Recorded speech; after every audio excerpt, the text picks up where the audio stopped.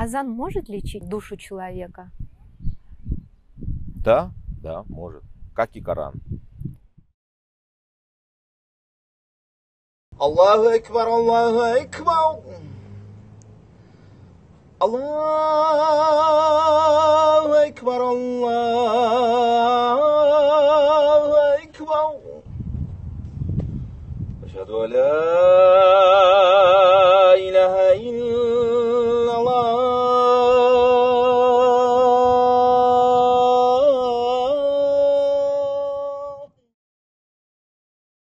Ашхаду ан ла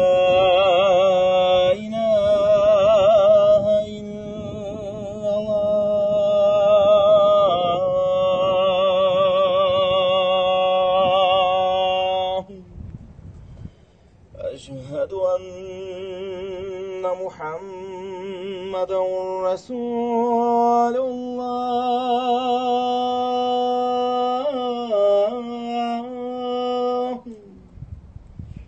أشهد أن محمدا رسول الله.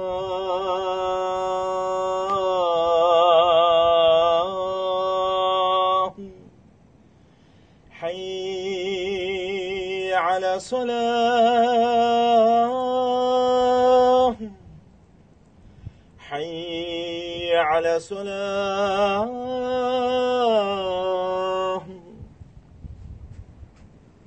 حي على الفلاح.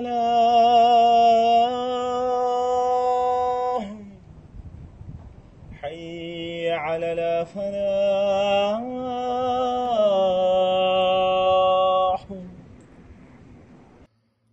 الله أكبر،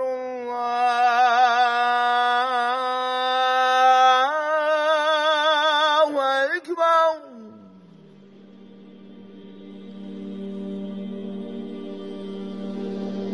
لا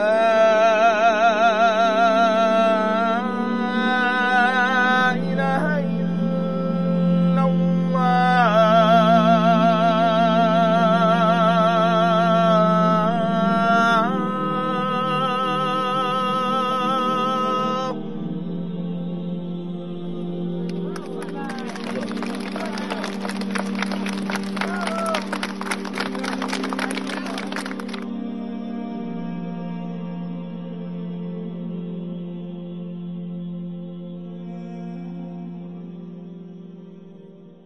Салам алейкум. Валейкум салам.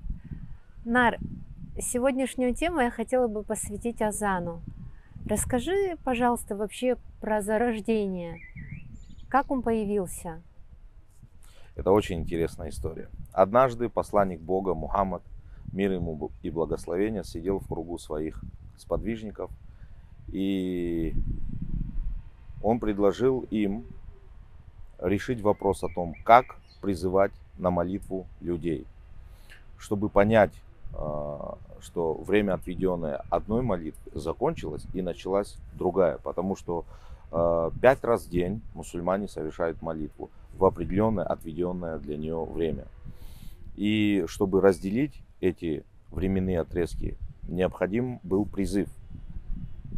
Одни предложили поднимать знамя, но это предложение отвергнулось сразу, потому что возразили некоторые сподвижники, сказав, что люди могут не заметить или просто кто-то будет спать. Другие же предложили разводить огонь на возвышенности. Ну и это предложение не встретило своих сторонников. Было предложение о том, чтобы дуть в рог. Но посланник Бога Мухаммад, мир ему и благословение, также отказался от этого предложения, так как не хотел уподобляться иудеям. Предложили, наконец, колокол. Но и это предложение он отверг, так как не хотел уподобляться христианам. И кто-то предложил громко возвещать о начале молитвы, призывать. И это встретило у него положительный отклик. И в течение дня люди призывали, человек определенный призывал, громко говорит: начинается молитва, приходите на молитву. И на следующий день, вот тот, кто это делал, его звали Абдуллах ибн Зейд аль-Ансари, ему снится на утро сон, где человек в зеленых одеяниях идет с колоколом, и он ему говорит, Абдуллах ибн Зейд, продай мне этот колокол. А он ему говорит, зачем тебе этот колокол? Он говорит, для того, чтобы призывать людей на молитву. Он говорит, не сказать ли тебе то, что лучше этого? Он сказал, давай, скажи. Это он разговаривал с человеком во сне, который был в зеленых одеяниях и нес с собой колокол. Примечание, колокол на тот момент в Саудии, это было полено, и об полено били более мелким, палкой. Вот это и назывался колокол в их понимании. Но тем не менее, они не хотели уподобляться христианам. И вот этот человек во сне научил Абдуллаха ибн Зейда аль-Ансари словам, которые мы сейчас все слышим 5 раз в день, где говорится Господь велик, Аллах велик или Господь велик 4 раза. Потом я свидетельствую, что нет божества достойного поклонения, кроме Аллаха, дважды. Я свидетельствую, что нет, что Мухаммад его раб и посланник, дважды. Спешите на молитву дважды. Спешите к спасению дважды. Аллах велик. И нет Бога достойного поклонения, кроме Аллаха. Вот эти слова он ему передал во сне. И на утро он пришел к посланнику Аллаха, мир ему и благословение, и рассказал о своем сне. И тогда посланник Бога, мир ему и благословение, позвал Биляля. А Биляль, напомню, был рабом в свое время, который принял ислам, его выкупили. И он был первым, можно сказать, муазином в исламе. И тогда пророк Мухаммад, мир ему и благословение, сказал Абдуллаху ибн Зейду, пойди с Билялем, встань на возвышенности, повторяй ему эти слова, и он будет громко их произносить, призывая людей на молитву. Так и произошло. Он ему повторял эти слова, и при этом пророк Мухаммад, мир ему и благословение, сказал, что у Биляля лучше или красивее голос. Там в разных версиях по-разному говорится. То есть здесь предпочтение дается тому, у кого есть возможность в голосе. То есть, чтобы призывать, необходим ресурс голосовых связок. И это подчеркнул пророк Мухаммад, мир ему и благословение. И вот так начали призывать на молитву 5 раз в день, уже 1444 года. Когда Биляль произнес азан, во время произношения этого азана его услышал Умар ибн аль-Хаттаб, который впоследствии стал вторым праведным халифом. И тогда, услышав эти слова, он выскочил из дома, волоча с собой одежду, накидку, и подошел к посланнику Бога, мир ему и благословение, и сказал: я то же самое слышал во сне. То есть, получается, двум людям приснился один и тот же сон с одними и теми же словами. Вот такая история возникновения азана. Что же касается награды для верующего, да? Если, когда муазин читает азан, он получает великую награду. И в сборниках хадисов Аль-Бухари и Муслима от Абу Хурейры передается, что если бы вы знали ту награду, которую получает муазин, муазин — это тот, кто призывает на молитву, то есть тот, кто читает азан, да, вы бы непременно бы не нашли бы иного выхода, кроме как жребий кинуть, чтобы выбрать, кто из вас будет читать азан, если бы вы знали ту награду, которую получает муазин. В другом хадисе сказано, что в судный день шеи муазинов будут самыми длинными. Это благая весть для муазинов, так как это действительно большой труд 5 раз в день приходить в мечеть в строго определенное время. Оно меняется постоянно. На минуту, но каждый день сдвигается. И поддерживать свой голос в наилучшем состоянии. То есть, например, не пить горячее и есть горячее, и не есть холодное или не пить холодное. То есть, если человек в жару хочет попробовать что-то холодное, да, охлажденное, нельзя. Или в холод хочет что-нибудь такое, горячий чай, тоже нельзя.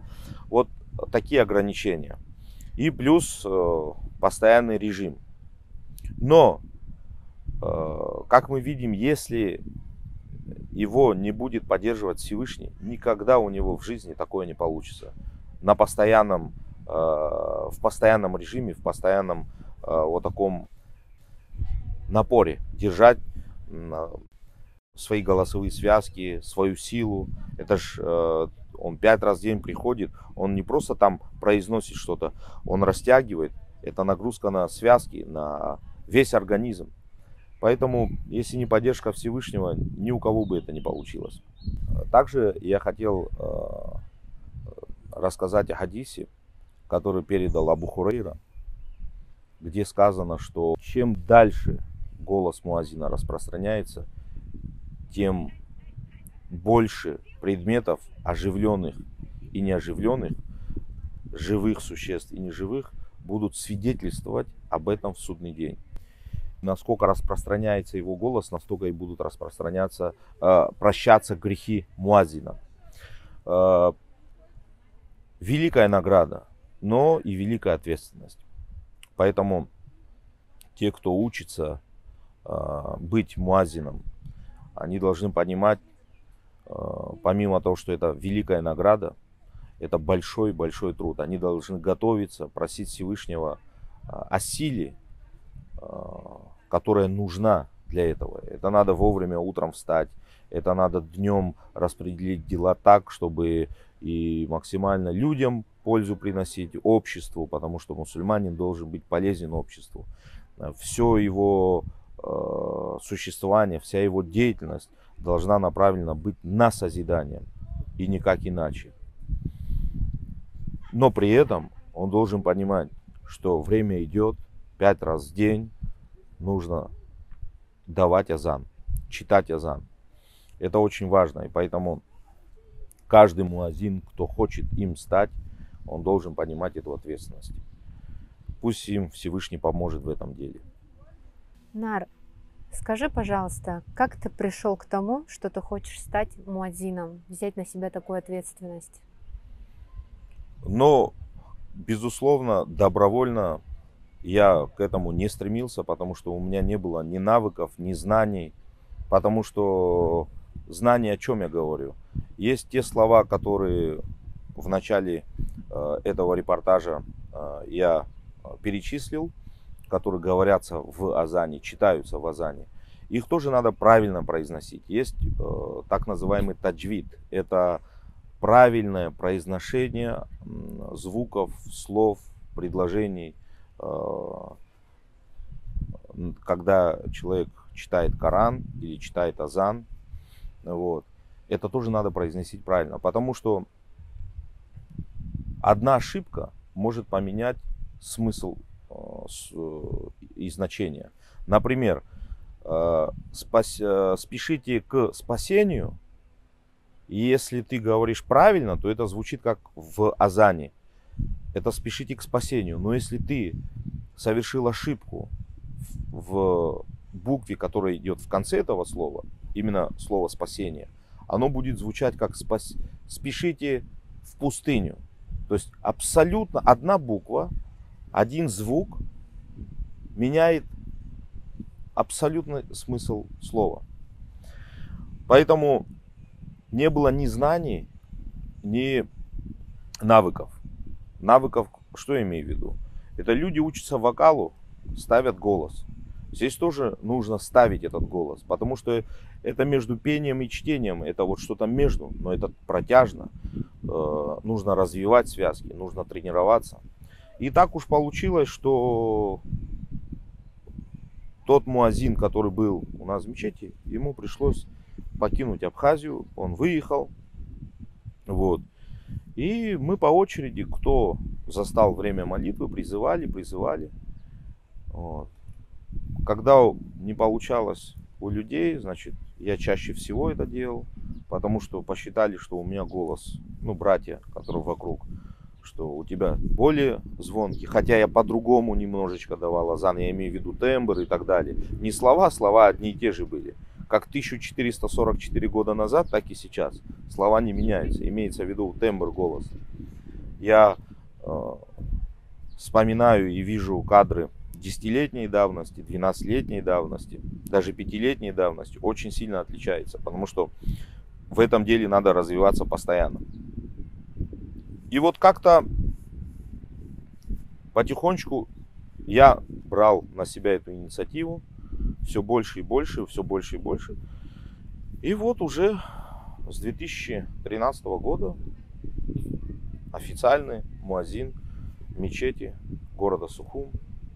Вот. И вот так у меня все постепенно и произошло. То есть это не было как-то хаотично, это было постепенно, вот, аккуратно. Нар, когда я слышала твой призыв на молитву, было в этом что-то божественное, в самом этом призыве, в самих словах. Ритм сердца начинал биться иначе. А ты сам что испытываешь, что чувствуешь, когда призываешь? Муаззин, если не чувствует наслаждения в этом деле, он не будет муаззином. Это не работа какая-то, это не какая-то вот определенная вот обязанность перед каким-то директором и так далее, и так далее. Понимая то, о чем я говорил, про награду, про то, что грехи прощаются и так далее, плюс сама ритмика и голос, и протяжность, вот эта вот красота, все вместе дает муаззину стимул продолжать и продолжать это дело,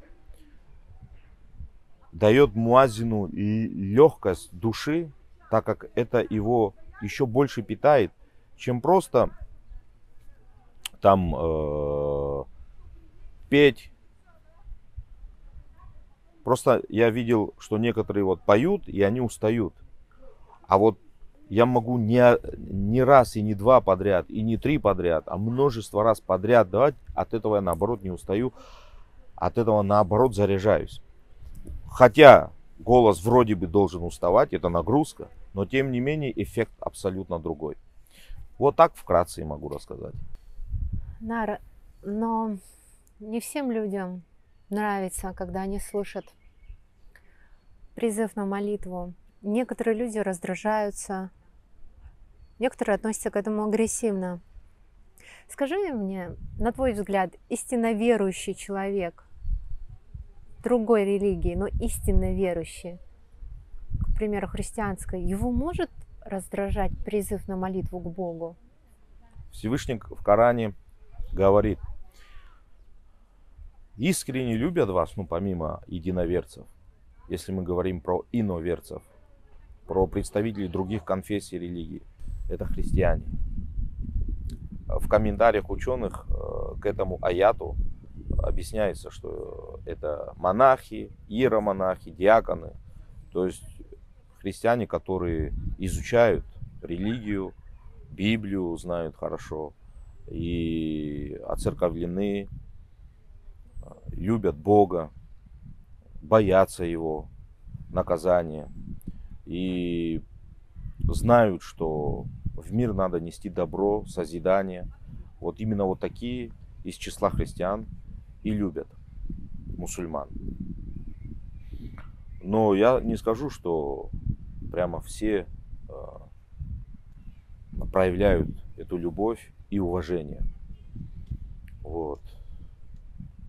Не то чтобы мы стремимся, чтобы нас все любили. Уважать надо в любом случае человека в обществе.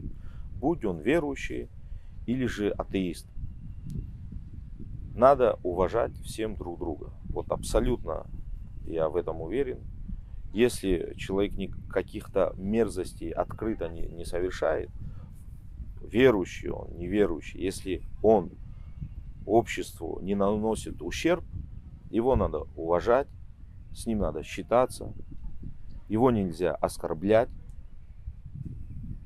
И только так можно достичь мира и согласия в любом обществе, в любом государстве, на любой территории Земли. Нар, то, что перестало быть слышен азан, это шаг назад от цивилизации на самом деле? То есть, другими словами, я спрашиваю, не наказывают ли люди сами себя, не понимая этого? Да, многие не понимают этого. И есть те, кому не хотелось бы слышать азан. Но понимаете, как есть колокола, есть когда трубят в рог. Мусульмане не проявляют агрессии. Мусульмане не говорят: оставьте это дело. Это религия. Это дело, личное дело каждого человека, каждой конфессии. Нельзя ущемлять, я считаю. Это неправильно. Это не по-человечески. Например, здесь всю жизнь в Абхазии, если мы говорим про Абхазию, мирно сосуществовали и жили, не просто сосуществовали, а жили мирно и относились тепло друг к другу представители разных конфессий. Здесь было всегда так. И на данный момент так же. И это радует. Да, есть те, кто не хотел бы слышать азан. Но и они проявляют терпение. Вот. Мы должны быть терпеливы друг к другу. Потому что если мы не будем ограничивать себя, общество придет в хаос. Я так считаю. Это мое личное мнение. С ним те, кто смотрит этот репортаж, могут не согласиться. Но я говорю о своем личном мнении. Нар, один из любимейших в истории, в абхазской истории людей, Владислав Григорьевич Ардзумба, он был мусульманин? Ну да, он был мусульманином, это общеизвестный факт. Общеизвестный, почему говорю, те, кто смотрел репортажи о Владиславе или с Владиславом. Ну, например, возьмем репортаж Юрий Синкевич, был такой, он умер. Он вел программу «Клуб путешественников» в России в 90-х. Кажется, на Первом канале, если я не ошибаюсь. В принципе, это можно найти на просторах интернета, найти этот репортаж. И он лично прилетел в Абхазию, и он лично брал интервью у Владислава Григорьевича Ардзумба, где Владислав Григорьевич сказал, что да, он мусульманин, но при этом подтвердил, что здесь уживаются и живут издревле представители различных верований, религий, конфессий, атеисты, верующие, разные группы верующие. Вот. Но при этом он говорит, да, я мусульманин. Это было в репортаже. Более того, есть фотографии, если кому-то будет интересно, опять же на просторах интернета, можно найти, где он, как мусульманин, делает дуа. Что такое дуа? Это мольба, это обращение к Богу за себя или за кого-либо. То есть он подошел к могиле, вот, поднял руки, так как там лежал мусульманин, и попросил Бога, чтобы он ему облегчил расчет в судный день, нахождение в могиле, потому что мусульмане верят и знают, исходя из того, что им вещал посланник Бога Мухаммад, мир ему и благословение, что могила — это промежуточный мир, вот. После могилы идет воскрешение, судный день и так далее. И есть другие фотографии, где они сидят за председательствующим столом, вот, в каком-то большом помещении, аудитории. И также он поднял руки, делал дуа. То есть он не стеснялся этого. Он говорил прямо. У меня два вопроса. Да. Известно ли тебе, Что он планировал насчет мечетей?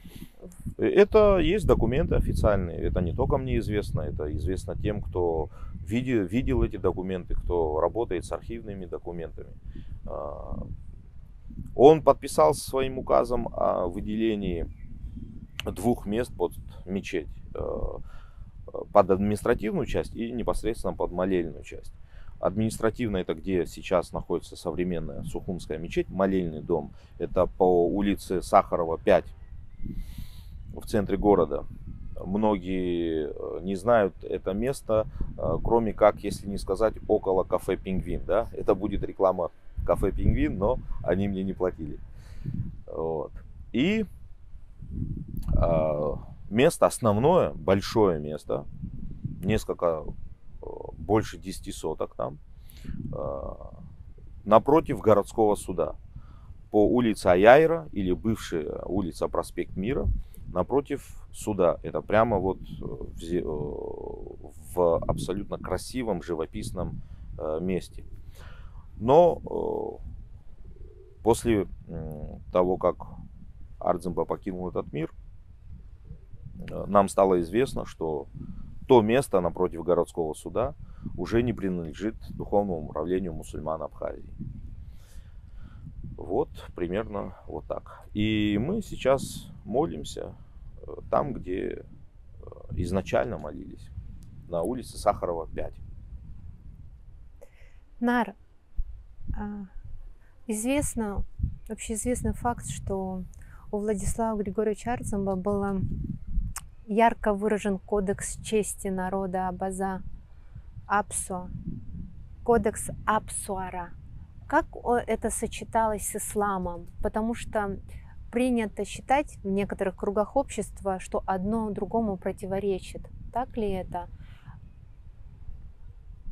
Если мы говорим про, например, 19 век, середину 19 века, когда произошли трагические события, да, махаджирство. Если мы говорим про начало 20 века, это один период, связанный с Апсуаром. Если мы говорим советский период, поздний период и нынешние дни, это совершенно другой период Апсуара. И, безусловно, оно видоизменяется со временем. И во что оно видоизменяется, не всем это по душе. Время, как говорится, берет свое, да? Многие мы можем услышать в разговорах на различных собраниях, на улице, на площадях, в кабинетах и даже в интервью некоторых ученых, что да, действительно Апсура, этому кодексу чести,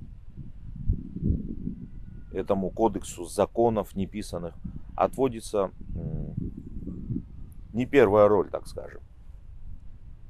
Но если мы говорим про то Апсура, которое было в те года, о которых я упомянул, то оно ничем не противоречило, а более того, практически со всеми практически пунктами ислама было полное совпадение. Были какие-то некоторые отличия, но в основном ислам, который мы знаем, и Апсура, который мы знали когда-то, они были схожи. Сейчас, безусловно, не схожи. Сейчас, безусловно, в диаметрально противоположных направлениях эти все законы, если мы будем погружаться в этом и рассматривать. Вот. Но констатировать надо факт, что действительно ислам, он-то не изменен, он не изменился. Его законы шариата не изменились никак. Это надо понимать.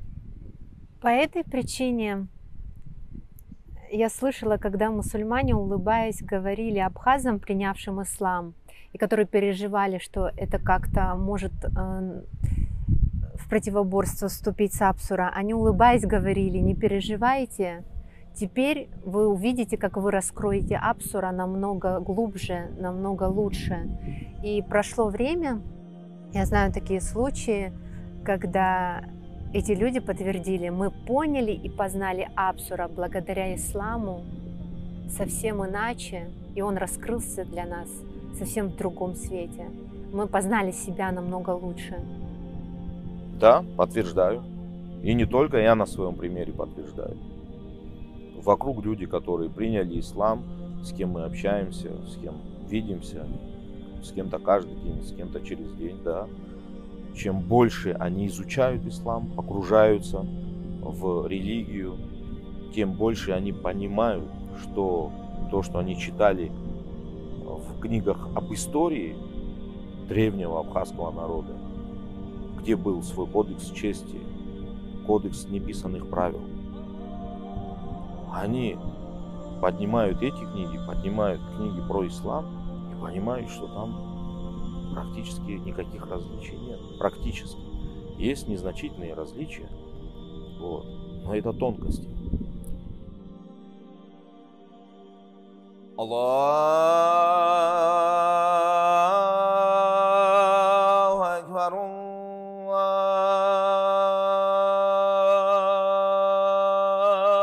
Аллаху Акбар, Аллаху Акбар, Аллаху Акбар. أشهد أن لا إله إلا الله.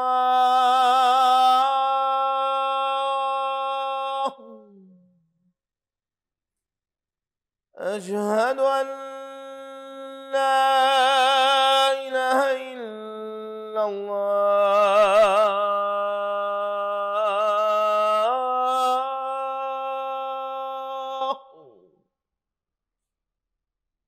أشهد أن محمدا رسول الله.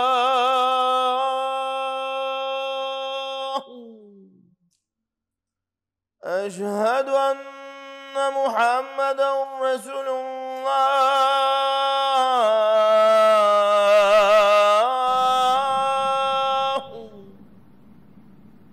حي على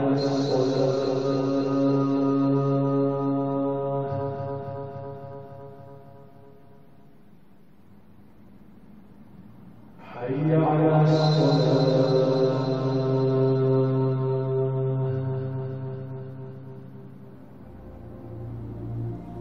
حي على الفلاح حي على الفلاح